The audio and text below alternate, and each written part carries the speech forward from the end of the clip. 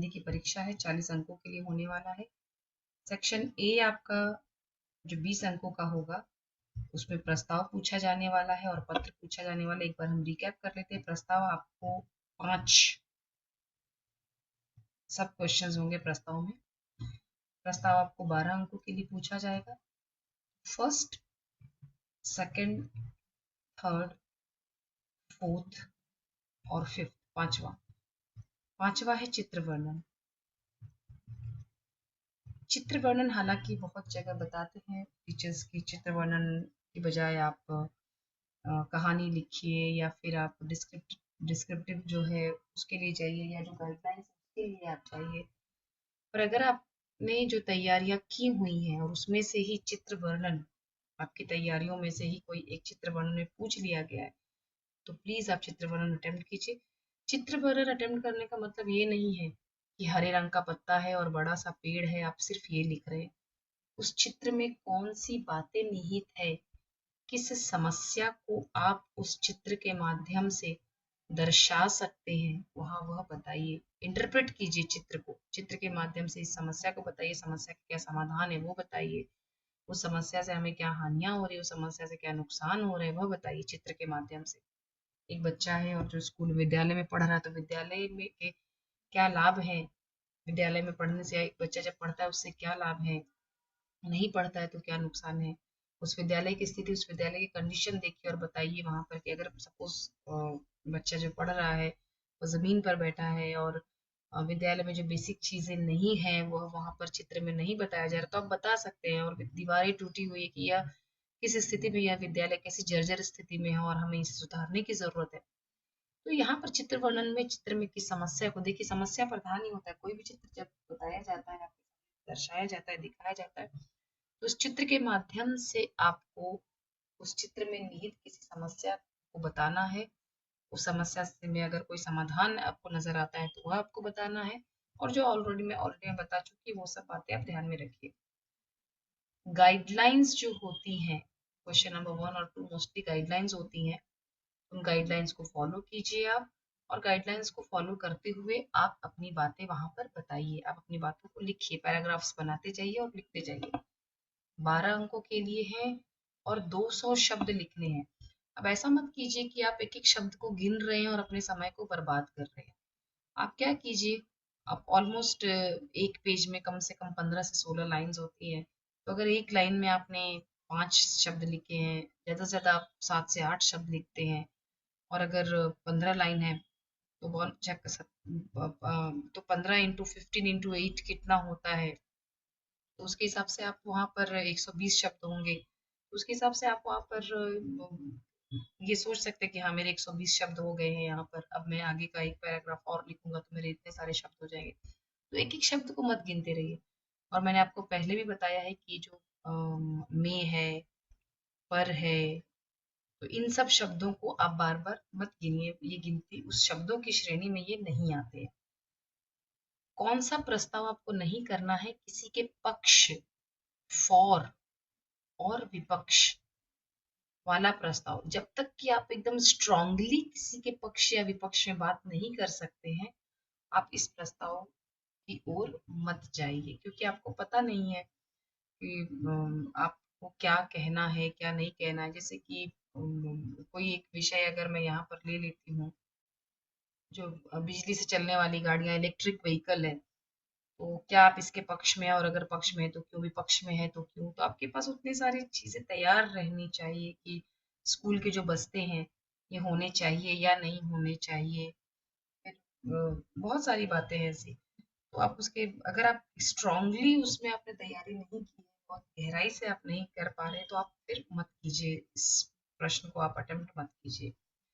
और कहानी लेखन के बारे में भी पहले ही मैंने आपको बताया है कि कहानी लिखना एक आर्ट है, एक स्किल है, एक कला है। तो कहानी लेखन के लिए आपके पास बहुत सारी घटनाएं होनी चाहिए, एक के बाद एक इंसिडेंट्स आपको, जैसे कैसे माला में मोतियां पिरोई जाती हैं, जो माला पहनते, जो हार नेकलेस पहनते, उसमें मोतियां पिरोई जाती हैं, तब जाकर के वह नेकलेस जो है वह सुंदर दिखता है।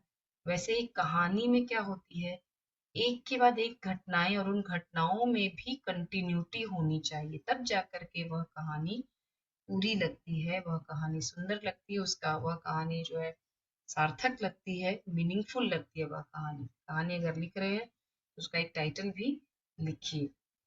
कंक्लूजन हर एक का आप जरूर लिखिए, कंक्लूजन लिखना जरूरी है, उस पर मार्क्स होते हैं। जो भी विषय, जिस विषय का भी आपने चयन किया है, तो कंक्लूजन आप जरूर वहां पर लिख कर रखिए। अब आते हैं हम लोग 8 अंकों के लिए जो पत्र लेखन है उस पर।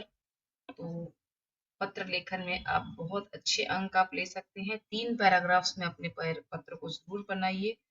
पत्र में आपको फॉर्मेट जो आपको बताया गया, मैंने ऑलरेडी पत्रों पर बहुत सारे वीडियोस अपने बनाए। जो फॉर्मेट जो मैंने आपको दिया है, पत्र का जो प्रारूप दिया है, उस प्रारूप को फॉलो करना है आपको।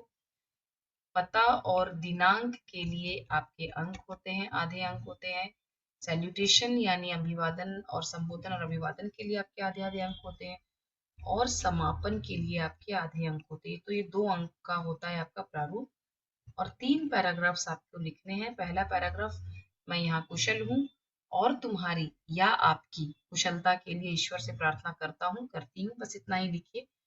बॉडी ऑफ द लेटर में आप कम से कम 7 से 8 अलग अलग बातें विषय के अनुरूप लिखिए। सपोज आपको मुंबई के कंडीशन, मुंबई के प्रदूषण के बारे में बताना है आपको, तो आप यहाँ पर बता सकते हैं कि किस तरह से यहाँ की जो वायु है, यहाँ पर आपको कार्बन डाइऑक्साइड की मात्रा वायु में बहुत ज्यादा है। फिर यहाँ पर आपको चारों ओर कचरों का ढेर दिखाई देता है, नालियां भरी हुई हैं, नदियां मानो नदी नहीं बल्कि नाले ही नजर आ रहे हैं यहाँ पर। फिर आप मतलब यहाँ पर जब हर एक बात आपकी यहाँ पर अलग होनी चाहिए। तो और एक और बात है कि आपकी भाषा का बहुत प्रभाव पड़ता है। आपकी भाषा का एग्जामिनर पर बहुत प्रभाव पड़ता है। तो जब आप अपनी भाषा का चयन कर रहे हैं तो कुछ ऐसे शब्दों का प्रयोग कीजिए अलग अलग पैराग्राफ्स में, कुछ ऐसे मतलब इम्पैक्टफुल जो प्रभावपूर्ण शब्द होते हैं, उन शब्दों का प्रयोग कीजिए। लेकिन एट द सेम टाइम ऐसा नहीं होना चाहिए कि आप उन शब्दों को सोच रहे हैं, ईडियम्स को सोच रहे हैं, और उसमें समय की जो टिक टिक टिक टिक जो पल है, जो आपका एक एक घड़ी जो है वो निकलता जा रहा है, वो भी आपको नहीं करना है। तो इन बातों को ध्यान में रखेंगे। तीसरा जो पैराग्राफ है उसमें आप उसमें सिर्फ 1 से 2 वाक्य ही आप लिखेंगे। आशा करता हूँ कि अगर आप सब सजेशन दे रहे हैं तो कि मेरी बातें आपको समझ में आई होंगी, मेरे सुझाव आपको पसंद आए होंगे। घर में बड़ों को प्रणाम और छोटों को मेरा स्नेह, जैसा विषय जिसको लिख रहे हैं उसके आधार पर आपका तीसरा पैराग्राफ भी होना चाहिए। और प्रस्ताव के बारे में एक और बात मैं कहूंगी कि प्रस्ताव हमेशा ऐसा नहीं होना चाहिए कि पूरे पेज में पूरा एक ही पैराग्राफ। मैं हमेशा आपको कहती हूँ पैराग्राफ्स बनाइए, 5 से 6 पैराग्राफ गाइडलाइंस के अनुसार। 1 से 2 पैराग्राफ आप बनाते जाइए और अलग अलग पैराग्राफ्स, एग्जामिनर को समझ में आता है वहां पर कि हाँ आपने इतने पैराग्राफ्स में अपनी अलग अलग बातों की अभिव्यक्ति की है। उसके बाद है यहाँ पर सेक्शन भी मैंने आपको जैसे कि ऑलरेडी बताया है। 2 कलाकार हैं, भेड़े और भेड़िए हैं, भीड़ में खोया आदमी है आपके इसमें साहित्य सागर में। और एक और है यहाँ पर, मैं अगले स्लाइड में नहीं जाना चाहती हूँ, बड़े घर की बेटी। बड़े घर की बेटी, तो प्रत्येक चैप्टर से क्वेश्चन पूछे जाएंगे। कोई 2 अंकों का पूछा जाएगा, कोई 3 अंकों का पूछा जाएगा। तो मार्क्स का वेटेज उसके अनुसार है, 2 2 3 3, किसी कोई भी 3 अंक का हो सकता है और 2 अंक का हो सकता है। तो आपको चैप्टर्स रीड करो, जितना हो सके उतना आप चैप्टर्स रीड करो, यहाँ वहां किसी की मत सुनिए। Read the chapters as much as you can. और उसके अलावा जो एकांकी है, दीपदान है, दीपदान। और जो दूसरा हमारा एकांकी है, सूखी डाली, है तो एकांकी इकारांत है, लेकिन ये पुल्लिंग शब्द है। अक्सर बच्चे लिखते हैं यह एकांकी लिखी गई है, नहीं लिखी गई है, नहीं लिखा गया है। इकारांत होने के बावजूद यह जो एकांकी शब्द है वह पुल्लिंग है। तो तीनों मेरा कहने का तात्पर्य कि 4+2 ये 6 जो चैप्टर्स है, आपको जब भी दूसरे परीक्षाओं की जब आप तैयारी कर रहे हो और बीच में थोड़ा आपको लग रहा है कि नहीं वो पढ़कर बोर हो गए, अभी और नहीं पढ़ना है, या पढ़कर हो गया है, मैं थोड़ा सा और कुछ और भी रिवीजन कर सकता हूँ, तो ऐसे समय में एक एक चैप्टर उठाइए और पढ़ लीजिए। और पढ़ते पढ़ते जरा ध्यान पूर्वक पढ़िए, अंडरलाइन करके पढ़िए, एक एक पॉइंट्स लिखते हुए पढ़िए, वे पॉइंट्स जो आपको 6 तारीख को काम आएंगे। तो मेरा यही कहना है, बस पढ़िए पढ़िए और पढ़िए। और परीक्षा के दिन के लिए ऑलरेडी मैंने आपको बताया है, बहुत बार बताया है कि 1 सेकंड भी आपको गंवाना नहीं है, ना तो रीडिंग टाइम और ना ही राइटिंग टाइम के। तो दीपदान को मैंने बताया है आपको कि 7 से 8 भागों में बांट लीजिए। सभी भागों में जो पन्ना धाय है वह एक कॉमन कैरेक्टर है। कौन उनके पास आता है? सबसे पहले उनके पास जो कुंवर उदय सिंह है वह आता है, फिर सोना आती है, फिर उनका अपना बेटा चंदन आता है, इस तरह से शामली आती है, कीरत आता है, बनवीर आता है। चंदन का, बनवीर से पहले एक बार और चंदन का आगमन होता है। तो इस तरीके से इसको बांट लीजिए। सूखी डाली को भी आप 3 भागों में बांट लीजिए, क्योंकि काफी बड़े हैं ये एकांकी, तो आपको पढ़ने में थोड़ी बोरियत महसूस होती है। तो सूखी डाली को भी 3 भागों में बांट लीजिए। सूखी डाली क्या है? सूखी डाली एक ऐसा एकांकी है जिसमें पारिवारिक रिश्तों के महत्व को यहाँ पर बताया गया है कि परिवार के जो रिश्ते होते हैं वे बहुत ही महत्वपूर्ण होते हैं हमारे लिए, उनको बनाए रखना है हमें, उनको तोड़ना नहीं है। तो इसी बात को यहाँ दादा मूलराज, बेला, परेश के माध्यम से बताया गया है। तो मेरे सूखी डाली के वीडियोस भी आप देख सकते हैं अपनी मदद के लिए। नहीं भी देखना आपको तो रीड कीजिए चैप्टर, आप बहुत अच्छे से कर सकते हैं। ऑल दी बेस्ट बच्चों। प्लीज एक काम करना, 40 मार्क्स में से हाफ मार्क का भी क्वेश्चन आप छोड़ना मत, जरूर अटेम्प्ट करना। 40 में से 40 आपको अटेम्प्ट करना ही है। All the best. सभी को मेरा प्रणाम।